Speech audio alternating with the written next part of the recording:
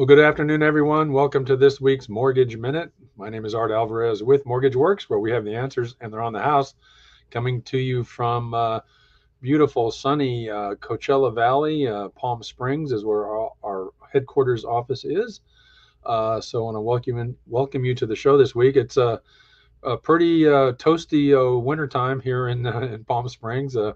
We're right around 80 degrees. We're going to get up into the 90s early next week. So we got a little bit of a heat wave approaching.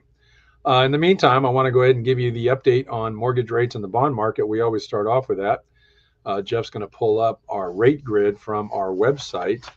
That's right there on the home page. There you can get a good indication as to where mortgage rates are on different loan products, conforming conventional, FHA, VA, and jumbo, as well as equity loans.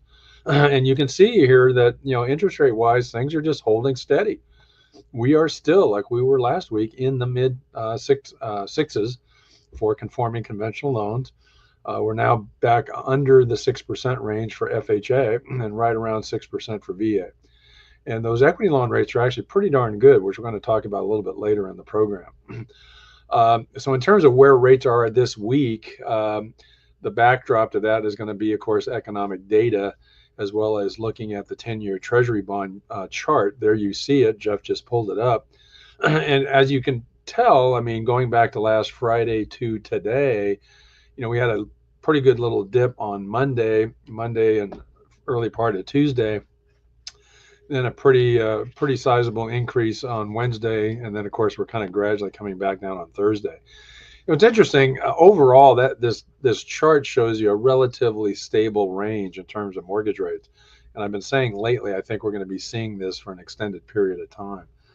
In terms of economic data or news that is a backdrop to these kind of bond yields and mortgage rates, there's a few things that came out this week. We had a relatively light calendar in terms of data points, but the primary driver in terms of bond yields and mortgage rates was the release of the minutes of the Fed's January, the Federal Open Market Committee meeting.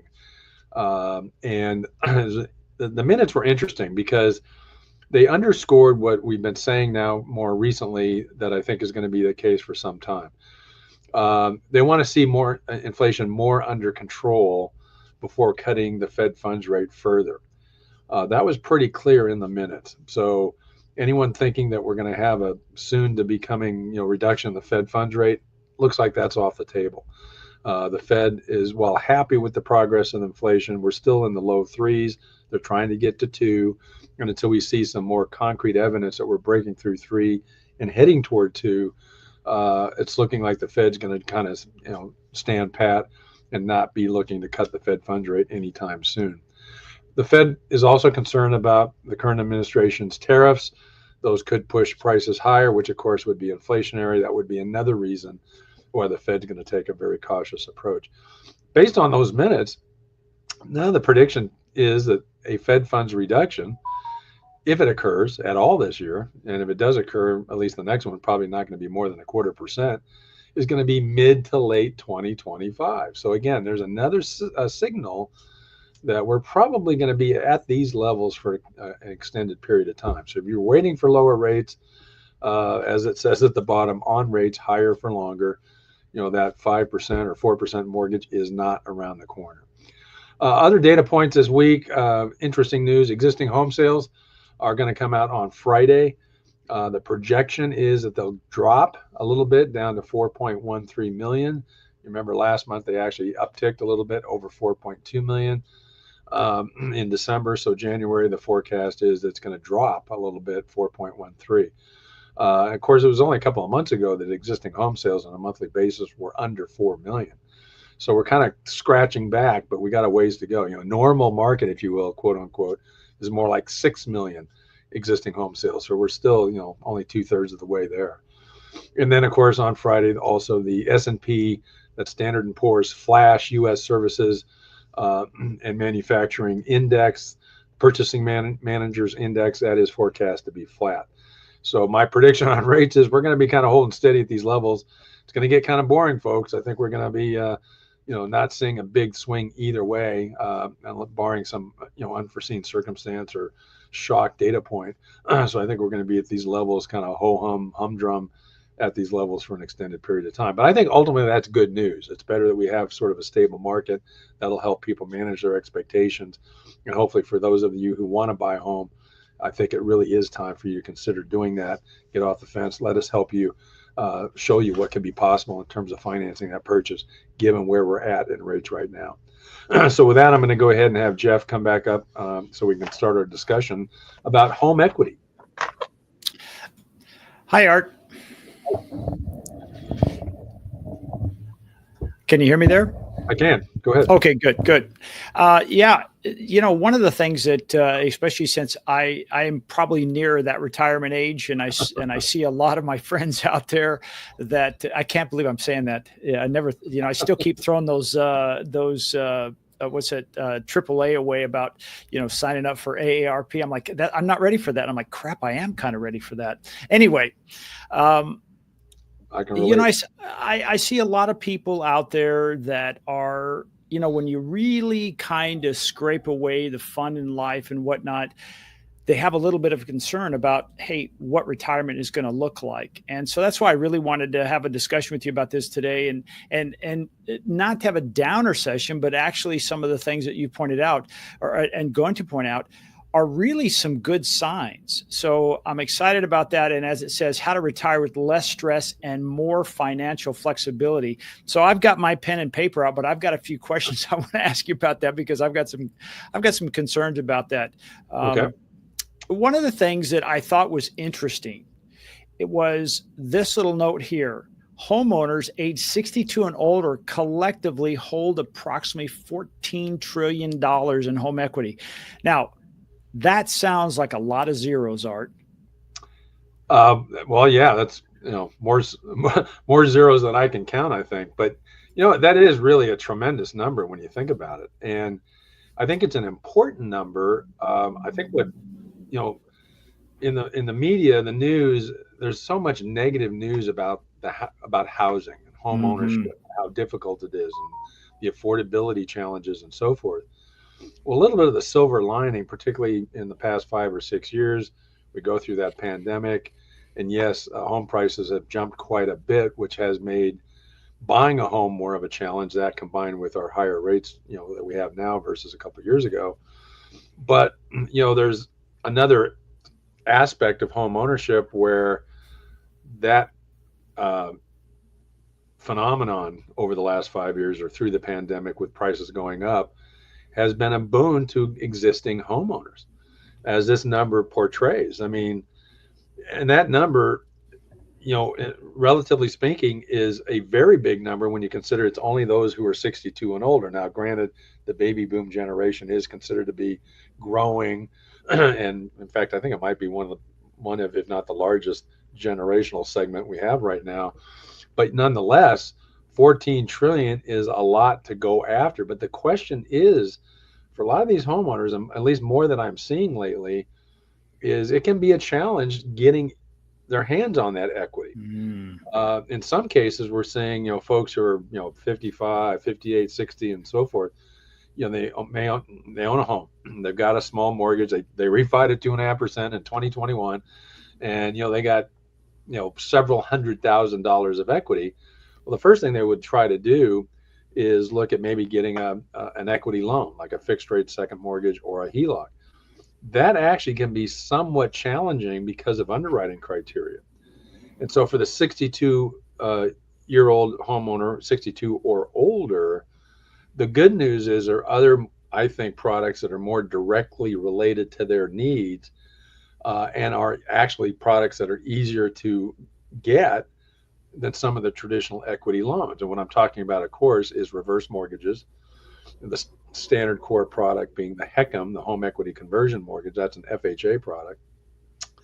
And then a more recent addition to reverse mortgage products in general is a second mortgage. That is a reverse mortgage type product. It's called a Home Safe Second. So the idea is, for that 62-year-old homeowner, age 62 or older, if you're having trouble with those traditional equity loan options like a HELOC, a fixed rate second, or a HELOC, these other reverse mortgage like product are a perfect alternative that in a lot of cases are actually easier to get, and will help them tap into this tremendous amount of equity that they have. Because, certainly when you get to be 62 plus, it's less likely you're going to sell and move into another home at some point. So now you're kind of focused more on, as they say, aging into your current home. And, what we can do is help people do that with some of these financial products. Well, you mentioned 2021, and keep this number 14 trillion in mind. Back in 2021, kind of at the onset of the pandemic, it said it increased from $9.2 trillion in the first quarter of 2021. I mean, that's $5 trillion in added equity in that specific group, 62 and older, which, again, it kind of gives me goosebumps because I'm in that group and I experienced that. And I have to share that you helped my wife and I with exactly this particular situation where we said, hey, we've got all this equity in our home. We want to do some things in our home. But here was our mindset. This is me. I'm like, I don't want to have to work forever. I'd rather not have to pay anything back. And you said, well, geez, Jeff, there's an opportunity with this reverse mortgage. And it's an option, as you said, to make a payment. And it made such a difference for us to be able to get the equity out of our home, get some things done, some significant things, and not have that stress of, oh, geez, now we got to take on another payment for a line of credit. How many people do you talk to when they're thinking about getting, they're that group 62 and older, that's kind of one of those things that they shy away from? I don't want more payments. Well, yeah, I mean, that's the dilemma, right? Because when you get into the older homeowner situation, there's a couple of different types of profiles we're running into. One is someone who is approaching 62 or older, and again, even 55 plus, and they may have had a change in their income in recent years. They may still be employed, but maybe the income isn't quite what it was. They've gotten in a situation where maybe they've accumulated a little bit too much debt. And so the natural reaction most often is a homeowner is going to say, well, I need a HELOC. Well, and of course, we always start there. HELOC, a traditional, equity loan, you're going to get that loan, whether it's a fixed rate second or a HELOC, a home equity line of credit, where you can tap into some of it initially and then have a remaining portion to use later. Well, we would start with that, but what happens is sometimes the underwriting criteria for those don't quite work. For one, HELOCs, HELoans will have a higher credit score requirement. Typically, if you're not at least 640 to 660, you're not going to get at least that or higher. You're not going to get a HELoan or a HELOC, a traditional one, because your credit score is too low. Plus the fact that, especially on the HELOC side, your qualifying criteria includes calculating a debt ratio. And because many of the HELOCs are variable rate loans, you don't qualify at the actual initial rate. They pump that up, like the initial rate plus 2%, and then over a shorter amortization period to create what is a higher sort of artificial monthly payment used to calculate your debt ratio. Now, why would they do that? It's because it's a variable rate loan, and over time the rate could go up. Doesn't look like that's going to happen anytime soon, but that underwriting approach takes into account you may be having to deal with some increases in your required monthly payment if the variable rate HELOC starts to go up, because it's tied to prime. Anytime prime changes, that rate will change as well. And of course, the current environment, the hope is it's going to go down, but it could go up again in the future. So we try that first. Then what happens is, either because that senior homeowner's income has dropped a little bit, or maybe they've converted to retirement income, they can't meet the HELOC or HELoan requirement in terms of debt ratio. Or the other thing we see quite a bit of, you're approaching, that retirement age, but your late 50s going into early 60s.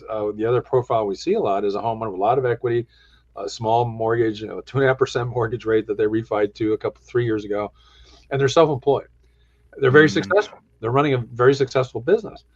But as a self-employed borrower, we all know, or at least folks who pay attention to this program or you've been involved in getting a mortgage at all, a self-employed borrower can be a challenge in qualifying you for conforming loans. Why? Because of the debt ratio requirement. And because when you're self-employed, the income that we have to use for calculating that ratio is not your gross revenue from your business, which would be, you would think, equivalent to my gross salary when if I'm working for a company. Well, it turns out they're not handled the same way. When you're self-employed, it's not your gross revenue to meet that 45% debt ratio. It's your net income Mm. after you deduct all your business expenses from that gross revenue. And the idea and the that approach is logical if you think about it. If you're going to provide tax returns, and the lender's going to look at that and say, well, if you generated $800,000 annual gross revenue in your business, but you had $750,000 of business expenses that you declared against that 800, leaving 50. Well, we have to calculate your debt ratio off the 50 because, after all, we have to believe your tax return that 750 in expenses is spent money and not available to make a mortgage payment, right? Mm. And so that's what you run into, is then you suddenly don't qualify because your debt ratio is not 45, it's 85, because the 50,000 net isn't enough to cover. Maybe you need 150, $200,000 HELOC because you're going to do some, substantial stuff, remodel a kitchen, solar, build an AD or whatever it might be. And so you run into a problem. Well, the reverse mortgage product, that's the that's the product as the solution. And Mm. again, we can do a HECM that would replace your existing first. But again, you may have a 2.5% mortgage. You're handling that payment fine because it's a modest balance. But you want to get that equity. You don't want to touch that 2.5 rate. So you don't go with the HECM because it's a first mortgage. It would replace your existing first mortgage and get you access to additional cash, depending on your age. The older you are, the more you get. But the more common option that we're seeing and doing now is the home safe second. What's so great about the home safe second is you don't have to even be 62. You only need to be 55 plus. Mm. The other thing about it is, yes, there's a credit score requirement, but it's very low. It's 600. And if you're 720 or higher, you're in tier one. Below 720, you're in tier two. So if you're below 720, we do have to document your income. We are going to look at a debt ratio, but if the debt ratio doesn't work, we can use residual income. In other words, how much money is left in your monthly household budget after deducting your expenses, your housing expense, your consumer debt payments, and then based on your family size, if your residual income is adequate, doesn't matter what your debt ratio is. So that's one benefit, qualifying benefit, underwriting benefit from the Home Safe Second. The other one is if you're 720 or higher, it's stated income. We don't even have to Mm. document your income.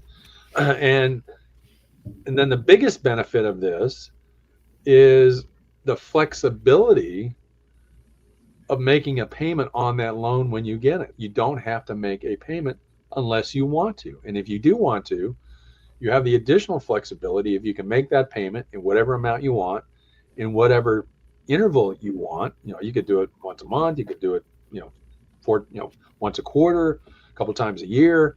So you have that flexibility. Or you get a windfall of some income, you want to make some big payments against it, you can do that. So this has been the latest addition that we've had from now for a couple of years, where we can address that problem of either your income has been diminished as you're reaching retirement age, or you're a very successful business owner who's extremely successful in minimizing your federal income tax liability because of how much business expense you're writing off. But that doesn't mean you don't have the cash flow to meet the requirements for this kind of loan. And so that's really become a pretty good scenario for us. Is, again, that business owner is 60 or so, successful business, needs access, but the traditional HELOC is just not going to work. Well, let's talk a little bit about some, I'm going to say, myths and maybe Okay. or some misunderstandings. And I'll bring one that my wife said. She said, well, if we're not making a payment and it continues to grow, at what point is our debt higher than the value of our home? And it seems like a valid point. But when we looked at the charts, if you could kind of give us an idea of why that is rare, or probably it won't occur. Yeah, very good question. Part of what happens, and this is true with the HECM loans, the first mortgage, reverse mortgage, as well as the Home Safe Second. There's a pretty extensive proposal package that is created initially when we have an inquiry.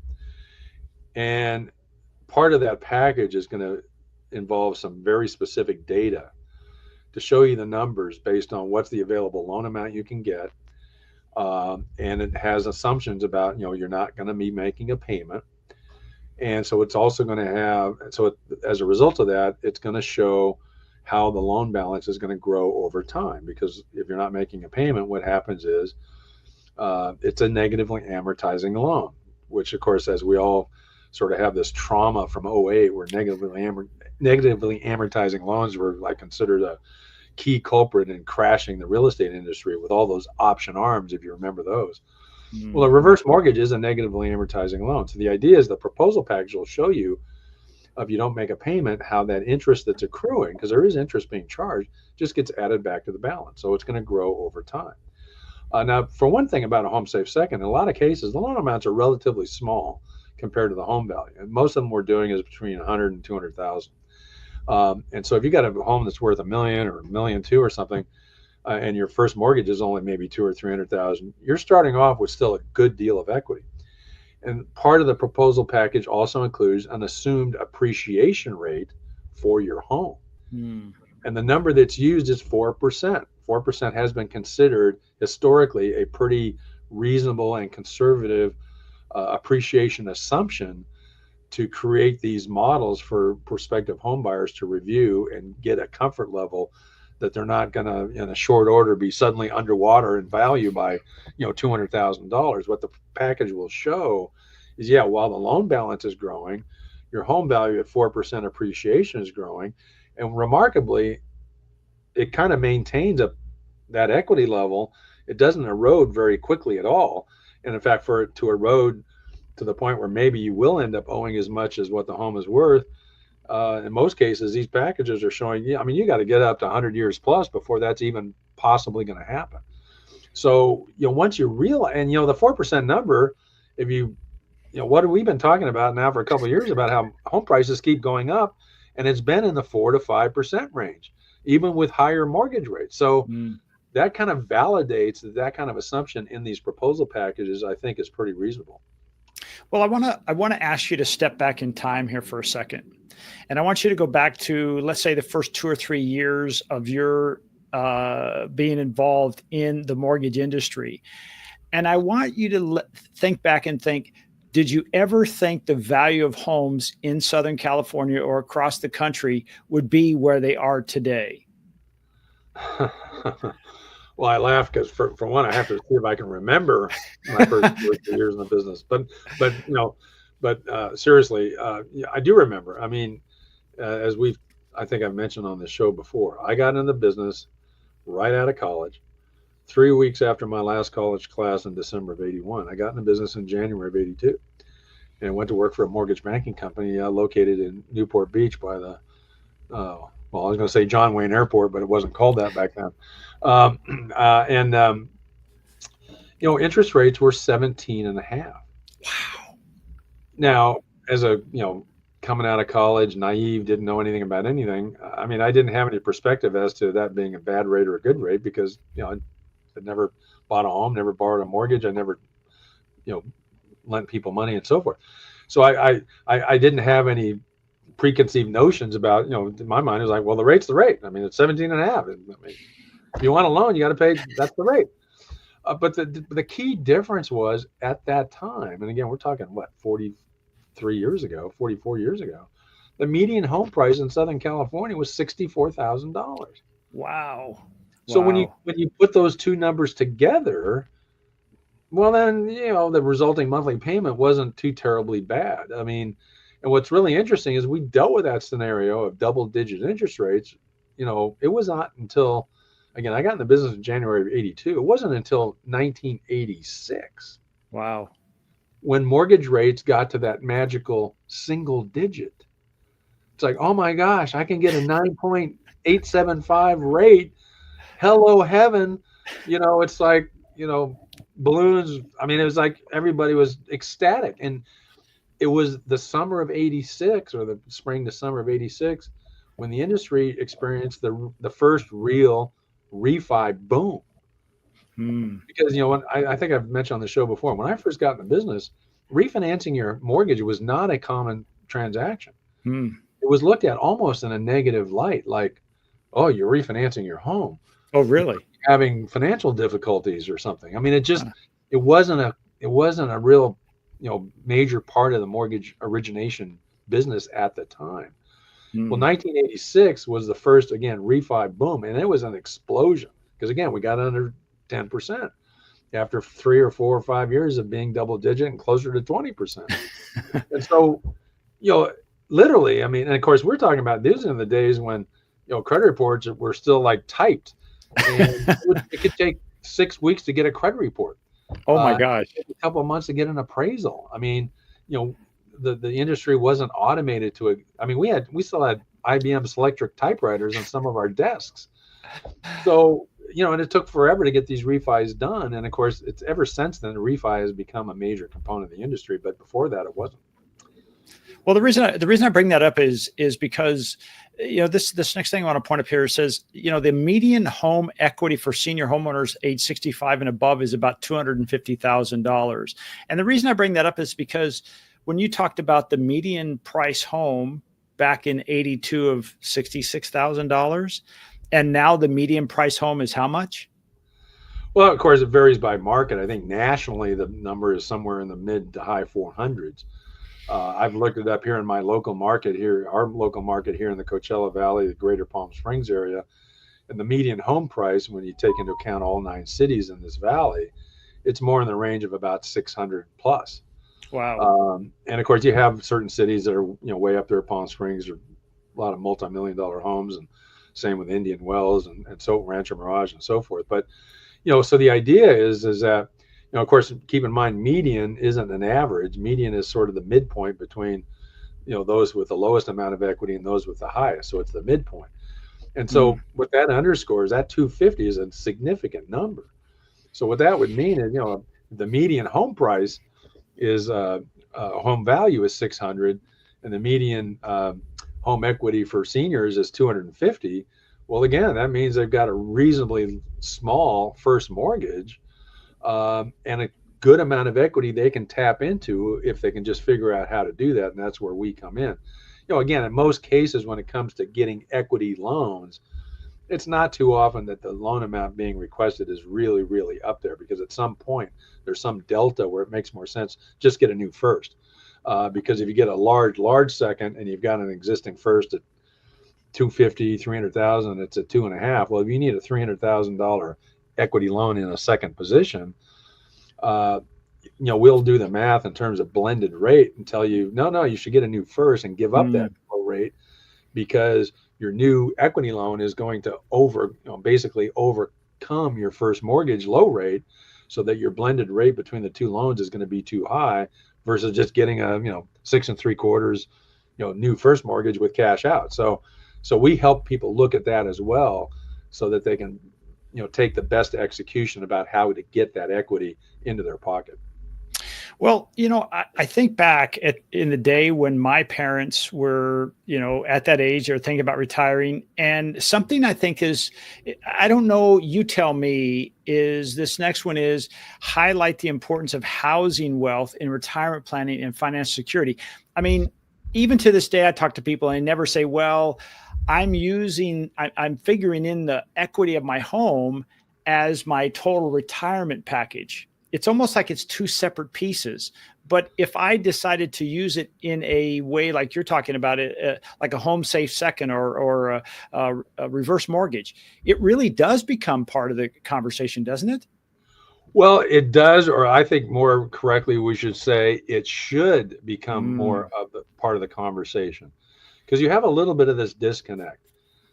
You've got folks who have a lot of equity. Now, some of them are doing very well financially and have had a very good financial retirement plan organized and put together. Maybe they got substantial retirement accounts, IRAs, and so forth.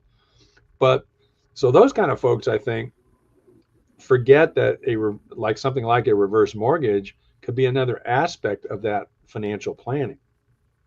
We've talked a while ago about the whole idea of how do you manage the risk of your retirement. You own a home, you got a lot of equity, and you maybe have a small mortgage and all that. but maybe you have substantial liquid financial assets, and perhaps you've set up a recurring distribution from those assets, like maybe a major IRA account or something, and you're using that money to live on. Let's say you're 70 plus, where you have to take a required distribution minimum amount anyway every year. Well, a reverse mortgage can be an extremely valuable financial tool for that kind of homeowner and borrower profile, because what you have to watch out for is, what if there's a major market correction that takes 20 or 30% off of that substantial IRA account that you're drawing money against to live on? Well, if you put a reverse mortgage in place, and let's say it's one, maybe you're free and clear, or again, you have a very small first mortgage, you get a reverse mortgage in place, and maybe it pays off your existing first, or you're already free and clear. What you do then is you set up a majority, if not all, of that reverse mortgage as a line of credit. And the unique thing about a reverse mortgage line of credit is they grow over time. The unpaid, or I should say the unused portion of it, grows over time. That's unlike a traditional HELOC that's not a reverse mortgage. And so then what happens is, when that market correction happens, and it will happen eventually, then what the homeowner can do is stop the distributions from that IRA that's just had a 30% plummet in its value, and move over to pulling your required monthly income out of your reverse mortgage HELOC, your line of credit, and continue to do that until the market correction, is, the value of your IRA has gone back up. So that way, it's something you can kind of toggle back and forth with, based on overall financial conditions, in the stock and bond market. So that's an example of a financially secure homeowner and borrower who doesn't think of a reverse mortgage as another tool to manage their liquid financial assets. And then the other big problem is somebody who's maybe not that well off. They have limited income. They're very worried. 71% of senior homeowners are worried about running out of money before they pass away. Well, if you're in that latter category, where your income is okay but not great, and you're kind of struggling a little bit, then the biggest obstacle, frankly, is getting over all the still extensive amount of misinformation and myths about a reverse mortgage. There's so many senior homeowners who are still scared of the product. They're worried about all their equity getting used, even though it should get used to help them enjoy the remaining years of their life. And then, of course, you got the other cross current of what does the family think about that? And you're trying to leave a legacy for your kids or whatever, and equity for them. But at the same time, you can't do that at the expense of not being able to live comfortably yourself. So you got to kind of work through all those different issues involved with tapping into that equity, so that both the homeowner and their family are all behind the idea. So I think that's the biggest obstacle. Is this, we've got to educate people more about, this is not a boogeyman type of a product. It can really, really help you if that's your major concern. If you're part of that 71% and you're worried to death that you're not going to have enough money, 10, 15 years more, this is the solution. And we can help people see that is really a safe, very reasonable product to use to address that biggest concern they have. Well, it seems like that 71%, it from what you've talked about and what I've heard you say before is it really comes down to, they are in a situation where they really don't know the truths about what you've been speaking about. They they hear their friends. I mean, I know when we were talking about doing our reverse mortgage, that every day my wife would come home with a new gotcha. Like, okay, the gal told me this, or my friend told me this. I'm like, okay, I'll run it by Art, and Art would come back and say, no, Jeff, that it's just not that way anymore, and so I think it is out there like that there is again, 71% of the people out there are concerned about running out of money with their lifetime, yet they're setting on trillions of dollars of equity in their home because they're not using it in that planning process like you've just described. I think that's brilliant. Just setting up and saying, hey, I know I have this. It's almost like setting up another retirement account, except it's the equity of your home. Yeah, exactly. I mean, with a reverse mortgage, the HECM reverse mortgage, if you set up that line of credit, I mean, it's a rainy day fund, basically. because we'll see a borrower that's, they'll have maybe, I don't know, a decent amount of money in a savings account. Maybe they got 50 or 60 or 80,000, and they're 60 years old, and we're pulling their credit reports because they want a HELOC, because they want to consolidate some debt. And and then when I pull the credit report and they got $45,000 of credit card debt, well, the first thing that jumps out at you is, why do you have 80,000 in a savings account and 45,000 in credit card debt? Forget about how much equity you have in your home. The first thing any financial advisor would tell you is you can get a 20+% rate of return on your money if you take 40,000, 45,000 out of your savings account and pay off that credit card debt. Now, you're going to only have 35,000 left over in that savings account, which creates anxiety because you feel like that's not enough money in savings. I'm going to run out of money. Well, maybe that's where you look at the reverse mortgage, and then get that set up. And then if it's set up as a line of credit, you don't have to tap into it right away, and it grows over time. So that kind of replaces that savings account so that you have access to it when you have a need. But in the meantime, you're not accruing interest, and that loan balance is not going up. So again, that's sort of some of the details of how these can work to your advantage. And our role is to help homeowners understand those advantages clearly, so they can keep them in mind as a strategy to solve some of those financial issues they're dealing with. Well, before we get off of this, I want to make sure to put your information up there. This is Art's information, 760-969-5023, and that gets you to Art to talk about this. But before we leave today, I want to talk about those people who are not in this demographic you're talking about, because as we dug into this, and this is pretty fresh stuff, the other people that are younger, those dadgum kids, there's $11 trillion in total home equity for those homeowners, which is, as it says, is a record high. Yeah, exactly. And of course, we might want to, for everybody who's watching and listening, we might want to define tappable equity. Tappable equity basically is the idea of measuring all these homeowners, how much equity they have, and then essentially taking a 20% haircut. So in other words, tappable means how much money you can take out of the equity in your home so that your total mortgage debt will then equal 80% of your value. So you're still retaining 20% of your equity. So that, what that of course means is take 11 trillion divided by 80, the actual total available debt, not tappable, but total available, not debt, equity, is a lot higher than 11 trillion. It's going to be probably like similar to the senior homeowners, probably 14, 15 trillion, 11 trillion of which is tappable. And so that's, again, another great example of an opportunity in the housing market now that I think there's a pretty good focus on it, but there still could be more. Because again, ad nauseum, we've been talking about all these homeowners who are locked up. They don't want to sell. Maybe they need to, they would want to, bigger home, whatever, or nicer home. They have this other option. I mean, there is so much equity they can tap into. And what's really remarkable is, everyone's complaining about, I keep hearing it on the news and seeing on financial news feeds about, we're a 7% mortgage rate market. Well, not really. We're at 6.5%, everybody. We're not at 7. And when it gets into equity loans, they're not much worse. I mean, some of these equity loans, I mean, I can do a fixed line second equity loan in the 7s.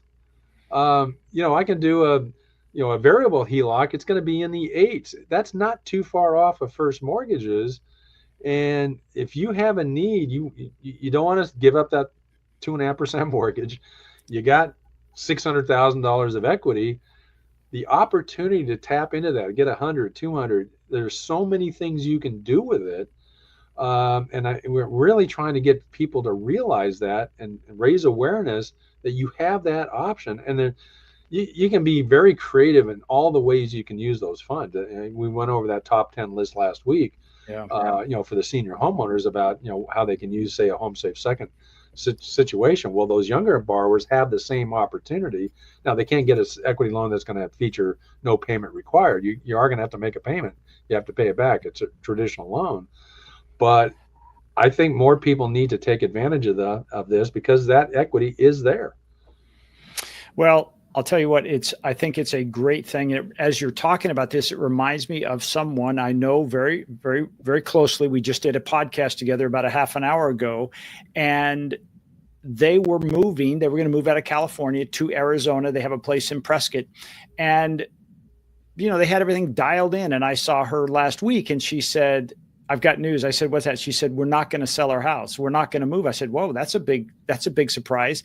She said, "Because of the rate." And she said, the market over there is almost the market here. Unlike, hey, you sell in California, you can go pay cash for something over there. Well, she has a home that is almost free and clear. Like, I think she would be a perfect candidate for what you're talking about, of saying, hey, use that as a line of credit.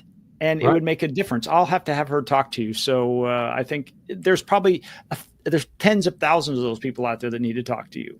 Yeah, I think so. And the other bit of advice for any homeowners looking at getting an equity loan, whether it's a fixed rate second or a HELOC, I would urge you to be a little careful on what you're being quoted in fees. I mean, I had a homeowner contact me yesterday. She's a single woman, has a lot of equity, and she's trying to get a HELOC because she admittedly needs to consolidate some credit card debt. And it was interesting because she was working with another lender, but somebody asked her to call me. So I went over what kind of terms she was being quoted, and it was a little bit startling. I mean, she was telling me she was getting a rate quoted of like 9 7/8. Her credit score was okay, but not great. But she was being quoted over $7,000 in points and origination fees. Oh my goodness. And so I did the math, and it was like literally close to 6 points. And what I pointed out to her, given the loan amount she was getting, is that she would be better served to at least consider taking a higher rate and reducing those points, because the difference in payment's not going to be that severe. Now you're going to have the emotional reaction to not 9 7/8. It's going to be 13. Oh my gosh, that sounds awful. But if you're paying off 25% credit card debt, 13 is not so bad, especially if you can get it at no points, no origination fee, which is what I could do for her. Wow. And when I told her what the difference in payment was, she was like, "Oh, that's not so much." Well, yeah. So wouldn't it be better to keep that $5,000 or $6,000 in your pocket? Why pay it toward lowering the rate when it's not going to get you that much in terms of monthly savings? It doesn't financially compute. So a light went off with her. So I think we're going to be able to help her. And that's what I would urge, because almost all equity loans and HELOCs that we originate are going to be 0 points. If we're going to originate one with points, we're typically not going to be more than 2. And yeah, there could be some benefit for paying a couple of points to get the rate down, maybe a 3/8 to 0.5%. But again, that's something we help that homeowner do the financial analysis and help them decide which option is going to be best. Well, Art, thank you very much. I know we probably went over on this, but I think it was worth really drilling down this and getting into the weeds today to talk about this, because it is, when you shared the number of 71% of the people of 65 and older are fearful of running out of money before they run out of time. That's wild. And then to see how you've shared the numbers that are available to them, how much money they have in their homes, it's just staggering. So I really appreciate you taking the time today and really helping with the education process. I hope it's going to help some people. Thank you. Yeah, I hope so too. I think we'd love to help people in these circumstances. So yes. I'm putting your information on there again, and then I appreciate it, and I'll see you next week. Okay. Thanks, Jeff. Thank you, everyone, for watching this week's Mortgage Minute. My name is Art Alvarez with Mortgage Works, where we have the answers and they're on the house. Have a good weekend. It looks like it's going to be a toasty one, and I look forward to seeing you next week on the Mortgage Minute by Art Alvarez at Mortgage Works. Thank you.